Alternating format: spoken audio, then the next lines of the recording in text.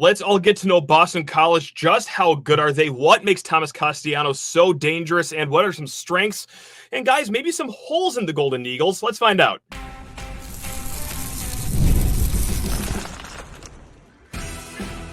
You are Locked On Spartans, your daily podcast on the Michigan State Spartans, part of the Locked On Podcast Network, your team every day. Now through September 22nd, all FanDuel customers can bet $5 to get a 3-week free trial of NFL Sunday Ticket from YouTube and YouTube TV. Just visit FanDuel.com to get started. Spartan friends, Spartan family, Locked On Spartans listeners, thank you all so much for carving out some of your day with us here. Right here, Locked On Spartans, part of the Locked On Podcast Network, your team in green and white 5 days a week.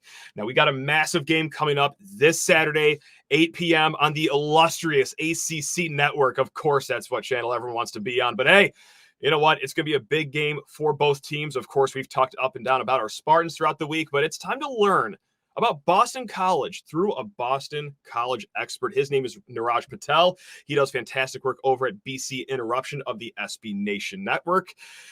Niraj, are you guys good? Like, what's going on here? Because we saw you Monday of Labor Day. You guys beat Florida State on the road. And then, okay, you absolutely beat the brakes off of Duquesne. And then competitive against a really good Missouri team on the road. But ever since then, like, it's kind of been Florida State is actually just a really mid team. But then again, you hung really well with Mizzou. So first question's a really deep, insightful one. Are you guys good? Like, what on earth are we going to get out of you guys this Saturday? That's a great. Matt, first of all, thanks for having me. Very excited. First time doing one of these, so apologies in advance if I sound like a fool. But, I think we are. And that's the first time I've said this in a while. Well, at least the first time I believe when I say this out loud in a while. Mm-hmm. I think we play, like you said, Florida State. I like to think that we helped begin their demise, as we've seen now. I'm going to believe that they were a good team when we played them. And we broke their spirits so hard. Wow. Last week, a couple days ago, it was competitive. It wasn't perfect, but I think going into on the road against a top 10 team in Missouri, who I think is going to probably make the college football playoff, if they work out some of the kinks that we saw. But it was they played their hearts out. They played tough. They even at the end of the game, there's a lot of issues. The beginning of the game started off well for us. I'd say the middle eight. Not good. A lot of things that can be improved, but I think that there's things that Bill O'Brien can coach into this team, give him more time, give him more season, give him more game.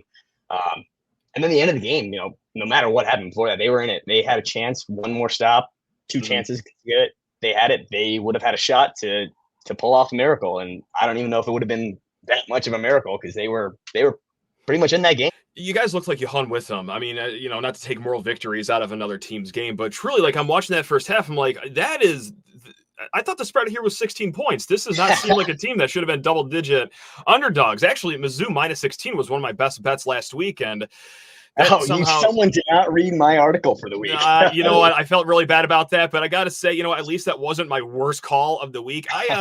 I also said Purdue plus 10.5 against Notre Dame was going to be a really good best bet. Yeah, not the most shining example for my 5 best bets segment I always have every Friday, but we will try to march forward after that one. FanDuel's still pulling out those promo codes. You're good. You know what? Yeah, and I donated plenty to FanDuel last Friday thanks to those. As did I. Yeah.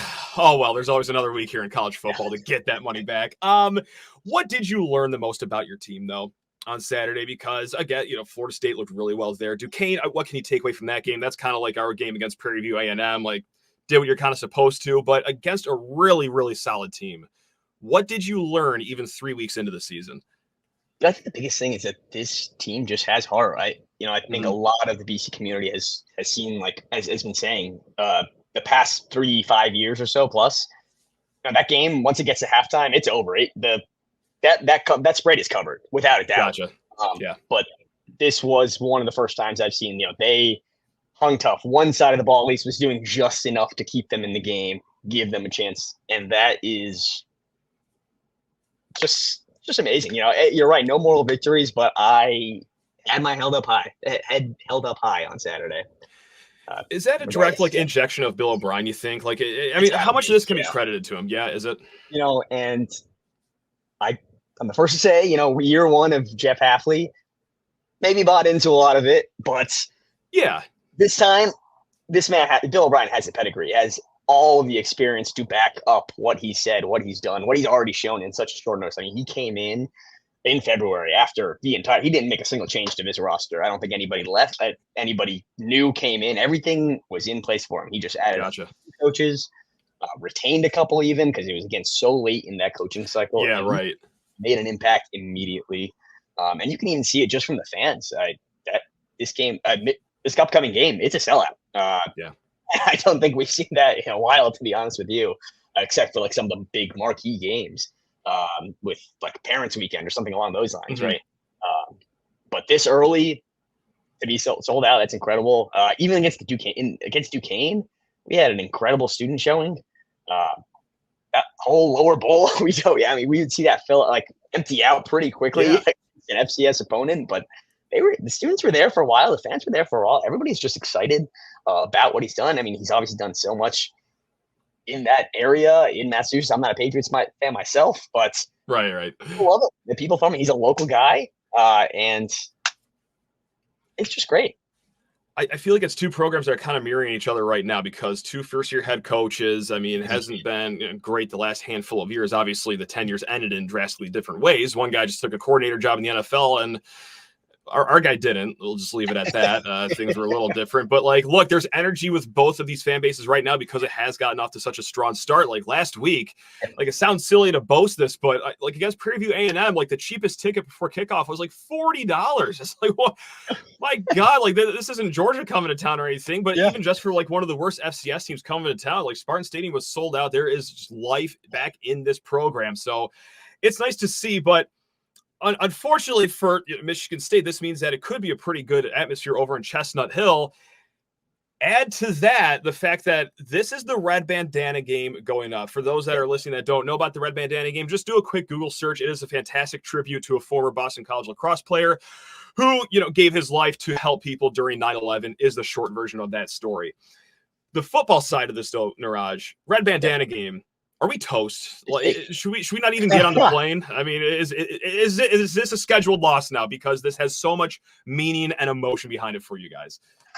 I wouldn't say it's a guarantee. I think in years past, though, I should have pulled up the results. I feel like I have some of them off the top of my head, the most memorable ones. But there have been some great upset wins on red bandana. Most notable, I think, was my sophomore year. We played USC, a top 6 team, Cody Kessler's USC team. Yeah, beat the brakes out of them. It was one of the best games, and I think that might have been the first iteration of the red bandana game too. Okay. I might be mistaken on that. Might have been the year before, but we've had a couple of good ones since then. I remember beating Miami. I think we had beaten Florida State once too when they came to town, although they weren't as good at end. But there have been some losses too. I think Notre Dame. We played Notre Dame once, and it was not a pretty showing. Okay. Wearing so those it can uniforms. Happen. Okay. But it can happen. Of course it can happen. It still is a game, but the emotion around it, absolutely. It's everything. Sometimes, the weird thing is sometimes they schedule this game for some nonsensical reason in November. I've seen that. I'm glad we're in September still to actually honor Wells Crowther. Like Matt said, definitely look into the story if you haven't already. And it'll be a great atmosphere. It'll be tough. I wouldn't call it a schedule loss. No, there are no scheduled losses. But it's an everything will be test. going in DC's favor. That's for sure. Yeah, and it'll be nice to have a hostile atmosphere because we've had one road game so far at Maryland, and I don't know, Niraj, I don't know your living situation right now, but I'm sure it's noisier in where you are right now than it is at Maryland Stadium during third down. That's not necessarily the most hostile atmosphere over there. So it'll be nice to actually play in front of fans that care about football. That's the first time we'll be doing that this year. I gotta say, I think I have a cousin that goes to Maryland, and I think you broke their spirits after the game ended. Yeah. Good, because they've broken our spirits the last 2 years, so it's about time we return the favor. So that was nice to get a little notch in the belt right there for us. We're going to talk about some strengths, weaknesses with the offense and defensive side of the ball here in a hot segment. Niraj, I hate to do this to you. I got to send you to the bench because it's time to talk to people's ears off about America's #1 sportsbook. We are talking FanDuel. Guys, for this Saturday's game, right now, as it stands, Niraj's Boston College Golden Eagles. They are 7.5-point favorites. If you're liking our Spartans right now, well, go ahead. Mosey on over to America's #1 sportsbook. Of course, we are talking about FanDuel. Now, hey, FanDuel's hooking up all football season as they always do. They got the lines, they got the props, the futures, the same game parlays. There's no shortage of ways to get in on the action, but they also have something a little different, but not for much longer. Now through September 22nd, all FanDuel customers can bet $5 and get a 3-week free trial of NFL Sunday Ticket from YouTube and YouTube TV. Then with the YouTube TV base plan, you'll be able to watch every regular season Sunday afternoon out-of-market game. All you need is a Google account and a current form of payment, and you can cancel at any time. Guys, again, until September 22nd, that's this upcoming Sunday, so hop on it. $5 bet. That is a 3-week free trial of NFL Sunday Ticket. Just visit FanDuel.com. Download America's #1 sportsbook. Also, new friend of the program, it is ROY. Hey, Spartan fans, have you heard about ROY? It stands for Return on You, and it's a new platform that lets you, the fans, get involved in NIL like never before by making contributions directly to your favorite athletes. By supporting players directly, you can help shape rosters, retain talent, and keep your favorite athletes out of the transfer portal. That's right. As you all know, NIL has changed the game for athletes, and ROY changes the NIL game for fans. It allows you to directly back your favorite college athletes. With ROY, fans can play a key role in shaping the future of their favorite teams, while athletes maximize their name, image, likeness, potential. By using ROY, fans not only support the athletes financially, but also become part of their name, image, likeness journey, helping them succeed both on and off the field. Download ROY for the iOS or Android and enter referral code LOCKEDON, and you'll automatically be entered into a sweepstakes to win $5,000 cash. Visit ROY.com for additional details. No purchase necessary, void where prohibited. Again, get the ROY app on iOS or Android. And hey, you know what? Make an impact on your favorite team and use referral code LOCKEDON for an opportunity to win $5,000 in cash. Get off the sidelines and get into the NIL game with ROY. All right, let's drag him back out here. It is Niraj Patel of BC Interuption over at the SB Nation family of just great bloggers over there. I used to do some time with the Only Colors, the Michigan State side of that. So no shortage of great writers like yourself over at SB Nation. Thomas Castellanos, that first game against Florida State, I'm sitting there thinking, this guy played for Ohio State, Georgia, USC. I don't think they'd have the Heisman ceremony at the end of the year. I think they would just cancel it altogether and just give it to Castellanos. This man is a lightning rod. He is agile. He can throw the ball. And I got to say, like, there's something whimsical about a guy that seemingly gets shorter every time he plays. I swear last year he was 6'1", and now he's listed at like 5'6". But like, it's this nice little guy that you could root for. But no, he is electric. But there's something interesting that I've noticed here, Niraj. And last year, 15 touchdowns, 14 interceptions. So pretty volatile with the football, but also 1,000 rushing yards on 215 attempts. This year, it's 9 touchdowns. It's just 2 interceptions, but on the ground, just 97 yards. Like, has Bill O'Brien just changed the way this man is used? Like, is he more of a pocket guy, or what have we seen from Castellanos this year as compared to last year, you think? Yeah, I think it's really just the nature of how I don't think he's changed fundamentally. I think Bill O'Brien does want him to be a little bit more of a pocket passer, and you've seen that. He feels a little bit more poised in there for the most part. Mm-hmm. That's not to say he's not going to use his legs when he can. It's been probably a bit of a nature of Game State. Duquesne, he decided he was just going to sit there, launch it, game over by halftime.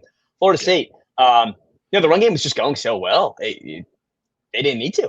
He didn't need to do anything more than it was. He didn't need to put the cape on, put the team on his back and do it. And against Missouri just this past weekend, he started to early on kind of get on the outside, but Mizzou just kind of did a little bit better of a job, I think, keeping him contained. He did still do a great job extending plays with his legs, but he didn't really take off, which I was actually curious about why he didn't. Why he didn't do that. There was a few moments where he did, but I think he could have done a little bit more. So I don't think that, Bill O'Brien said a lot of this offseason, we don't want to put the genie back in the bottle. We're going to let Tommy be Tommy. In the end, that is what he's best at. And you're still going to see a lot of him running when he has the chance. I've talked all up and down about it because, like, we're going to learn a lot about Michigan State's run defense. We've looked really good in the first 3 games, albeit against running offenses that came into the season pretty inexperienced, if not just outright not good. But you guys, like, you start the season at 5.1 yards per carry against Florida State. Last Saturday against Mizzou, just 1.9 yards per carry. But is that just like we're not as good as we actually thought after the first 2 weeks? Or is that just straight up, Missouri's just that dominant of a team up front? Which way does that coin toss? I like to think maybe more of the latter, maybe a little bit of both. Okay. But they were just not able to get any push at all. Again, yeah, that's really what it came down to. They're still talent. They held up well in pass pro very well. Gotcha. And over the years, they know what it takes to run the ball. It's what we've been all about. Yeah. I like to think that they could turn around, but it was just a matter of Mizzou. Maybe their bodies were just a little too big in the end. They are a very deep defensive line as well. I think that weighed on us. Our offensive line, not as deep, a lot younger players, but that starting group is pretty strong with maybe 2 or 3 guys that can jump in there a little bit better. And so the running backs, which one do we got to worry about? I know you guys, have a solid 2-man rotation, but the third running back, his name is Turbo Richard, which just name alone, like I want to fear for him, but he doesn't really get a lot of touches. So who is the bell cow over there for you guys? And he's a freshman too. Yeah, honestly, it is the lot of them. Kai Robichaux, first off, he was here last year, transferred from Western Kentucky before that. He's the bigger back. Bill Ryan does love, especially on the goal line.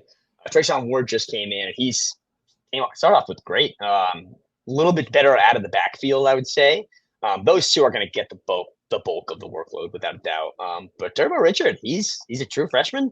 He's come in and he's been very efficient for the most part. I think maybe last game he wasn't so much, but I don't think he got much work in the end.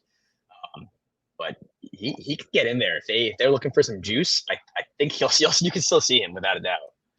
There's no shying away, regardless of just because these guys are freshmen. I don't think he's going to lean on that. He's ride the hot hand, Yeah, for sure. Yeah. Switching sides of the ball here to the defense. Yeah. What is the strength of that unit? Like, should I be losing sleep about your pass defense, your run defense, or where's my lack of sleep going to come from this week? It's a pass rush, and it all starts with defensive end Donovan Ezeraku, who has been just a one-man wrecking crew. I think he was the only one that registered a sack last week, a tackle for loss. He was the only one that was really keeping the team holding everything together, while the rest of its defensive line was just getting gashed by outside zone after outside zone runs. Okay. But he's a disruptor. He's definitely he's certainly an NFL prospect. Cam Horsley on the inside, also a very good defensive line, good pass rush. He holds things together pretty well. That's the core of it. That front is pretty good. Linebackers, we had a lot of questions coming in, but so far, Cam Arnold, super senior, has done a very good job just as a leader of the defense, playing a lot, making plays here and there. The secondary definitely needs a little bit of work. I don't think it's the deepest group. If there's a place to get got, it's in pass. Not to say they can't. They can still make plays, but they had some troubles tackling last week in particular. Obviously, going up against 2 incredible receivers that Missouri has, not helpful. But that is a bit of a concern. We had some guys come back from injury more recently, so it may be just a matter of them getting up to speed. But there are some question marks, is to say. The safeties, I don't think had their best game. Again, with those missed tackles in particular. And so just to end it on a high note here for us State fans, what is the hole on the team? Is it that secondary that you're talking about, or do you have to go back to the offensive side of the ball to get what you, Mr. Patel, are most concerned about with your Boston College Golden Eagles here? Positive? No, that's not positive at all for me. No, well, sorry for us. This is a great portion of the conversation. I hate to throw them under the bus, but I think right now maybe it is the secondary. Yeah. Okay. There are some good there's some good talent there at nickel. Kari Johnson has had a stellar start to the year. Amari Jackson. We had 2 near interceptions. I think that could have happened, but the point is they were near interceptions. The ball didn't go our way. Small problem. Yeah. Right. So those guys, I think, even against going back to Florida State week 1, as they got a little bit more settled, as Florida State, their offense got a little bit more settled. There were moments where we just had lapses. Guys were open. Luckily, DJ just missed them. grateful for that. But that I think that has been the troubling trend for sure. Even against Duquesne, there were a couple of moments, and I know some backup guys were in, but it wasn't perfect by any stretch, and they could definitely be better there. There we go. You heard it here first. Aiden Childs, 450 passing yards coming up this Saturday in Chestnut Hill during the red bandana game. No, Niraj, cannot thank you enough because, man, BC is one of the more perplexing teams that I've watched through the first 3 weeks because, my God, they look really good, but is Florida State just that bad? But, man, they hung with Mizzou, but thank you for holding our hands and walking us through this breakdown as we, get closer to Saturday's game. Again, 8 p.m. ACC Network. Niraj, look, I mean this as respectfully as possible. I hope your team loses, but at the same time, I hope you have a great weekend coming up, man. So can I thank you enough for your time, your insight? That was awesome. Again, guys, Niraj Patel over at BC Interuption. Go read his work to get you ready from the other perspective for kickoff. We will be right back here in a hot second to answer a mailbag question or two. So keep it tuned.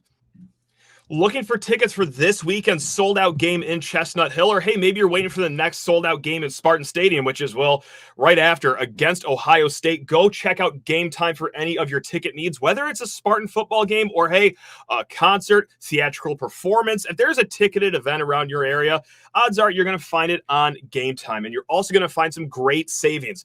Actually, just opened up my phone, looked on Gametime to see, what are the prices like for this hot ticket for Ohio State at Michigan State. 50 rows up on the 50-yard line. That's a fantastic view of the whole stadium. $205 all in. No, they're not going to pop you with surprise fees at the very end. With Gametime, it is straightforward. They tell you the price right up front, and that is what you will pay. Also, take advantage of flash deals, last-minute ticket deals if you're just walking up to the stadium, empty-pocketed with no tickets. Hey, you're still going to save money right there.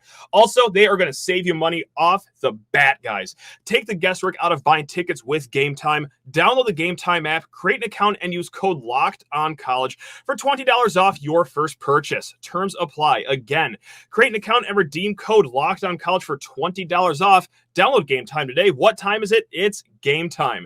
And speaking of Gametime, this team ticker sign that is behind me, if you're watching on YouTube, this lets me know when the Gametime always is for Michigan State football, but not just that. They also got stats. They got the schedule for the top games this week, and they got the weather forecast for what it will be like in Boston for this game. This team ticker sign does it all. This is your casual countdown sign that you see at a sports bar or a man cave, juiced with so many steroids, you can't believe it. It is 1.5 feet by 2 feet. It has a sweet either Sparty logo or the Spartan helmet design. That's right, we get two selections to choose from over here in East Lansing, and it is all displayed on a cool-looking retro LED display. Can't tell you how many comments I get on my team ticker sign from you listeners, from you viewers out there.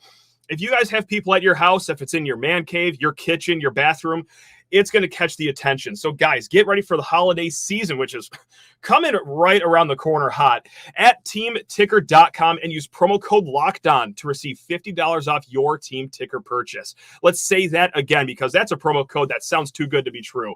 Team Ticker, the one-of-a-kind sports sign, is for sale at teamticker.com and use promo code LOCKEDON to receive $50 off your Team Ticker sign purchase. All right, let's meander on over into the mailbag here, lockedonspartans@gmail.com. And just like our friend Razmataz found us, that's right, I'm sure that is a birth-given name. That is right there on his or her driver's license. But here we go with the question. I do love this one because I've seen some iteration of this question thrown around just in casual group chat conversations or on Twitter. I'm sure it's on the message boards too, but here it is. If offered by the college football gods, you can go 2-3 over the next 5 games and pick back up at the Indiana game. Would you take it? Oh, that is appealing, Mr. or Mrs. Razmataz.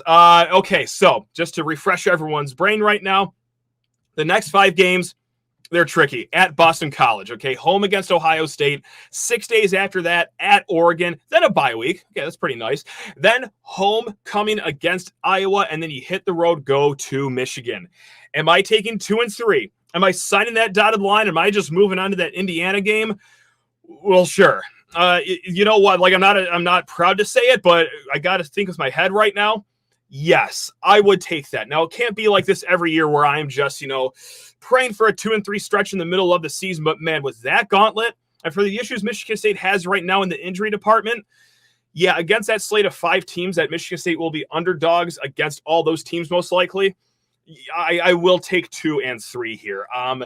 Man, oh man, because look, at worst, let's say you lose against Boston College here, you know what, but you pick up 2 wins against Iowa and Michigan, let's call it. That gets you at 5 wins ahead of November slate, just needing to win 1 game. That is Indiana, road against Illinois, and then home against Purdue and Rutgers. Can you steal just one of those games if you're sitting at a hypothetical 5-win season? Yeah, I like to think so. And Razzmatazz didn't point this out, but so if I sign this line, are we just not even playing the 5 games? Do we just get dropped right into the Indiana game on fresh legs? That even furthers my suggestion of saying yes, because it seems like, well, at least twice per game so far, we've been getting season-ending injuries, and we haven't even played against the big boys, oh God, like Ohio State or Oregon yet. So yeah, just if not for nothing else, just to keep this team somewhat healthy going into the month of November would be nice. But yes, first and foremost, it's getting to a bowl game. Again, I hope I'm very clear when I say this. This can't be the entire Jonathan Smith era where we're just praying for 6 wins or 7 wins, but it would be an objective success if Michigan State and Jonathan Smith get into any sort of bowl game in year 1 under this rebuild. Now, we talked earlier this week that, hey, Michigan State, we're 3-0. Maybe we should be higher on the Spartans. Well, we have looked good. Well, we have stolen a game against Maryland. Well, hey, you know what? This Saturday's game could very well be a toss-up. Michigan State, unfortunately, isn't the only team that has looked better against their preseason expectations, especially, when you look at teams that Michigan State has coming down the pike. And we're not even looking at the next 5 games like Indiana. Well, that team looks markedly better than not just the expectations going into the season, but any Indiana team I've ever seen with these 2 eyeballs. Purdue, now they've taken a step back, but Illinois, they're better. And that's not going to be necessarily a coin toss game. And then Rutgers, yeah, their defense is solid enough. I'm going to take 6 wins any way I can get them. So is it the coward's way out of, not trying for 3-2 in this next 5-game stretch, or even 4-1 if you're that high in the Spartans right now? Maybe, but I got to think rationally. Any sort of bowl game is going to be a success. So, look, just to reiterate this, we're going to go back to a conversation we had a few days ago with Connor Muldowney. All right, I sat him down in the hot seat. I grilled him. We went to kfordratings.com. Okay, they're a fantastic predictive tool for college football. I had him guess. Poor Connor. I had him guess Michigan State's % chance to win based on those for the rest of the season. They're only favored to win 1 more game on the slate. And, just to break it down into these next 5 games, 24% chance to win against Boston College.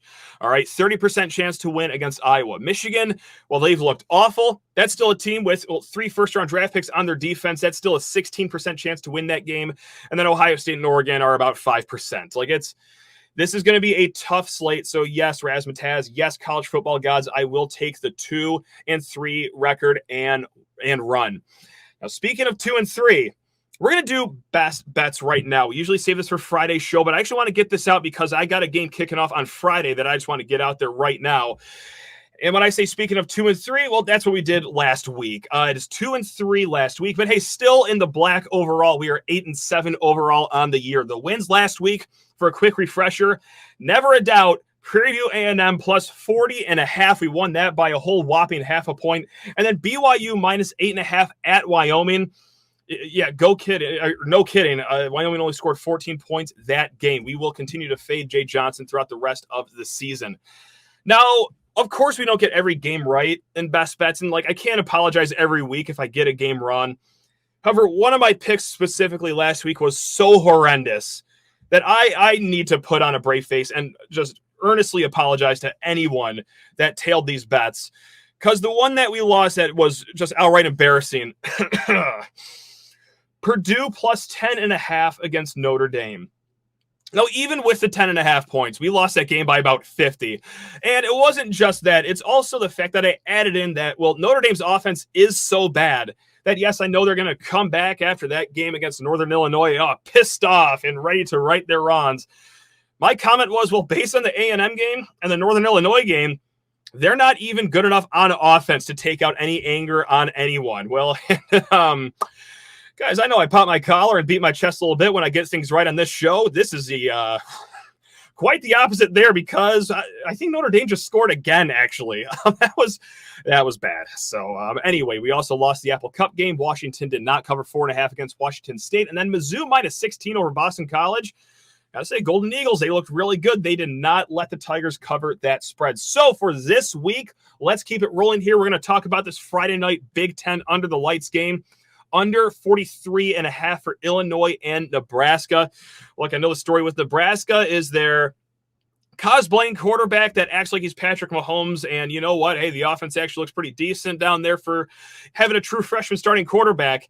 The true story with both of these teams are how strong the defense has been. So we're going to go under 43.5 for this one. That's going to be a great game, though. That's going to be Big Ten football at its purest form right there. Just a rock fight between two storied programs. One, well, actually storied, Nebraska, and the other one under Brett Bielema trying to be storied. All right, we are going to continue on the Fade Jay Johnson train. North Texas minus 9.5 against Wyoming. Yeah, we're going to go with that one. We're going to go all in on the mean green here because the over-under is like 53.5 or something like that. I got an incredibly hard time believing Wyoming can keep up their share of that. So we're going to go with North Texas minus 9.5. We will bet against Jay Johnson until proven otherwise. I'm sure he's a great guy, but we've seen his offense here firsthand in East Lansing. That's going to win us some money. All right, for the USC-Michigan game, I'm too coward to pick a side because I do worry about Michigan's run game, especially with that quarterback against USC's run defense. But still, I'm not going to pick a side there. I will pick over 46.5, though, for that game. Now, we're going to go down to, well, what formerly was Peyton Thorne country, now Hank Brown country. We are going to do Auburn minus 3.5 against Arkansas. You know, it was just New Mexico last week, but with a new quarterback. And, you know, this isn't to throw dirt on Peyton Thorne or anything, but it looked outstanding in comparison to where Auburn was for the first two games of the season. So we're going to have them at home minus 3.5, protecting against an Arkansas team that's, I think, has looked kind of decent, you know, with Sam Pittman having water around his nose. That's how far he's drowning up there, but he's treading water ever so slightly. I don't think it's going to work here at Jordan Hare. Now, for the last game, guys, I'm sorry. I don't have it in me to pick a side in Michigan State versus Boston College. We're going to talk about this tomorrow with Maxwell Klitsky, that I could see this game going in a variety of ways. I could see Boston College winning by 30. I could see Michigan State winning by 25. There's just too many unknowns in this game, despite it being a week 4 game. So we're going to take what we do know. And what I do know is that I like Boston College's run defense against Michigan State's run offense. I like Michigan State's run defense against Boston College's run offense. I think that Aiden Childs is a little too turnover prone. I think Thomas Castellanos, while he has been really strong this season, has shown tendencies to be turnover prone. Maybe water finds its level for that this week. So we're going to go with a low-scoring game. We're going to go under 43.5 right now. That is my best bet for this Michigan State game. To recap it really quick, under 43.5 for Illinois, Nebraska, North Texas minus 9.5 against Wyoming, over 46.5 for USC versus Michigan, Auburn minus 3.5 against Arkansas, and then Michigan State, Boston College. We're going to slide under 43.5. Folks, we will be back tomorrow. You already know it. It's Locked On Spartans, your team in green and white. Until then, hey, love you all. Go